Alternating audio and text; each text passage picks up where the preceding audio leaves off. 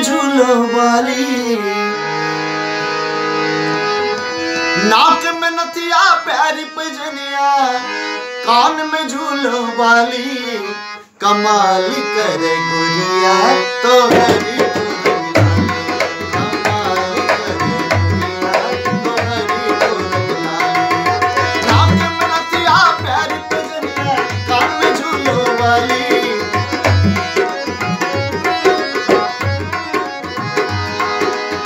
परदेसी जी बहुत सुंदर।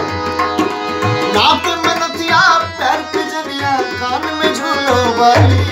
कमाल करे गुड़िया तो हरी कमाल करे गुड़िया तो हरी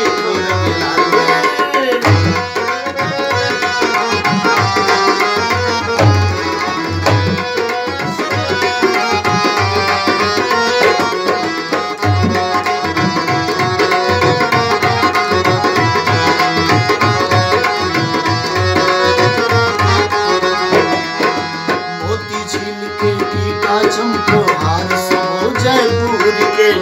हार सुबो जयपुर के,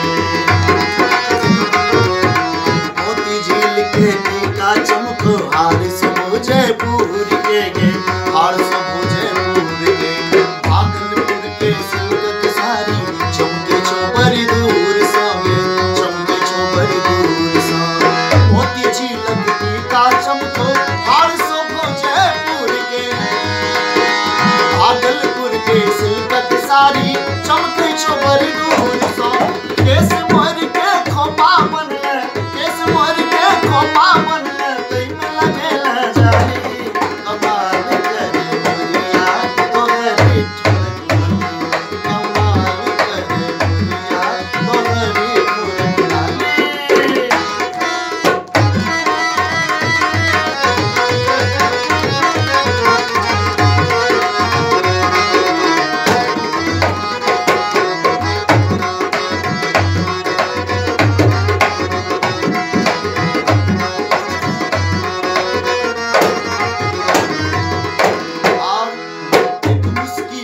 कते दीवाना गावी प्रेमक गीत गे,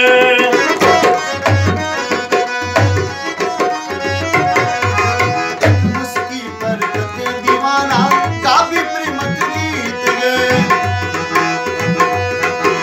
चांद सनक मुखरा देख देख तालिया में उठे अट्टीस गे,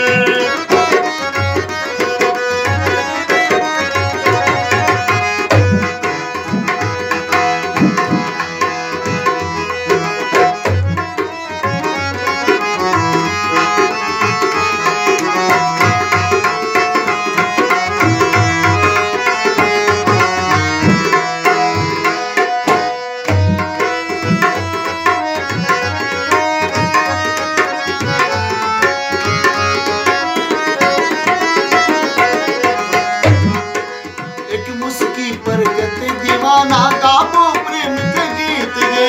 चांद सनक मुखरा देख देख हिया में उठे अट्टीस गे,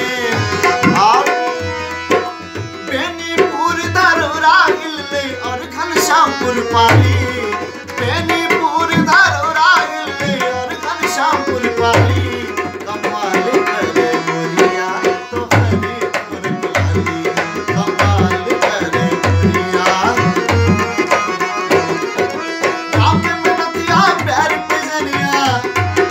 बहुत सुंदर रचना हमारे राधे भाई के ने छत और कहा के ले जा रहा छी अभिनीत जी करे ध्यान देवे।